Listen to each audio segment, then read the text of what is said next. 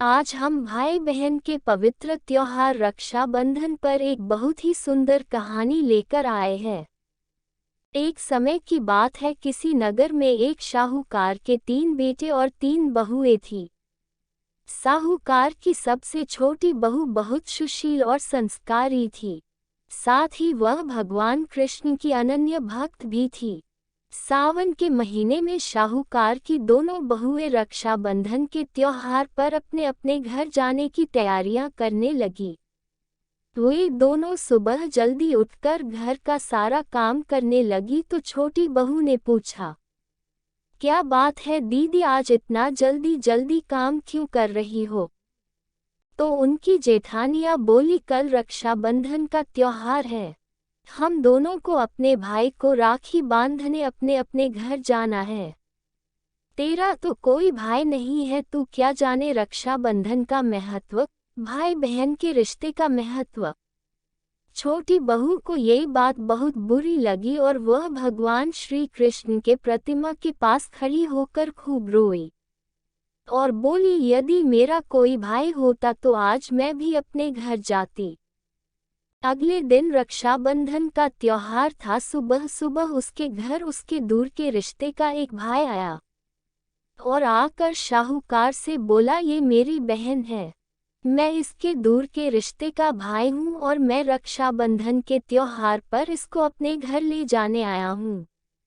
लेकिन फिर साहूकार का बेटा बोला, लेकिन इसका तो कोई भाई नहीं है, तुम कौन हो?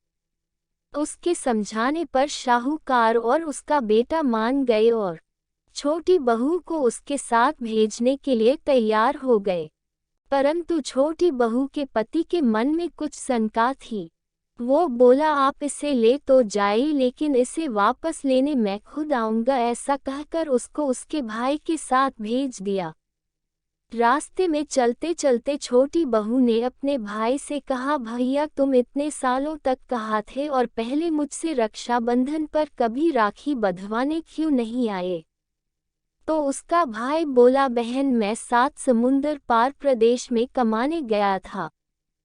अब वह दोनों अपने घर पहुंचे तो घर में भाभी ने अपने नंद का स्वागत किया, खूब स्वागत की। फिर उन्होंने रक्षाबंधन का त्योहार मनाया।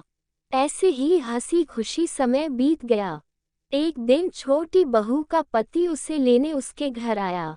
उसने देखा महल जैसा घर और ऐसो आराम देखकर वो चकित रह गया। भाई और भाभी ने उसका खूब स्वागत किया और अगले दिन सुबह सुबह भाई और भाभी ने उसे उसके घर के लिए रवाना किया। विदा करते समय उसे खूब सोना चांदी हीरे दिए। थोड़ी दूर जाने पर छोटी बहू का पति बोला, अरे मैं गलती से अपना कुर्ता वही भूल आया हूँ। तब वह बोली, कोई बात नहीं, आपका कुर्ता तो पुराना था, इतनी दूर वापस जाएंगे तो घर पहुँचते पहुँचते अंधेरा हो जाएगा। लेकिन उसका पति बोला, नहीं, मैं वापस जाकर अपना कुर्ता ले ही आता हूँ। ऐसा कहकर वो दोनों अपने भाई के घर वापस गए। जैसे ही भाई के घर के पास पहुंचे तो उन्होंने देखा कि भाई के महल के जगह पीपल का एक पेड़ है और उस पेड़ पर छोटी बहू के पति का कुर्ता टंगा है। यह देखकर वह बहुत नाराज हुआ और अपनी पत्नी से बोला, ये क्या काला जादू है? कौन था वो जो तेरा भाई बनकर तुझे यहाँ लेकर आया था? मुझे तो शुरू से ही शक था, इसीलिए मैं तुझे लेने आया था। बता कौन था वो? ऐसा कहकर वो छोटी बहू को मारने लगा। इतने में तेज प्रकाश के साथ भगवान श्री कृष्ण वहां स्वयं प्रकट हुए और बोले, मत मारो इसे, ये मेरी बहन है, हर साल रक्षाबंधन के त्योहार पर ये मुझे राखी बांधते आई है और अब मैंने इसका भाई होने का फर्ज निभाया है, इसे मैंने अपनी बहन माना है।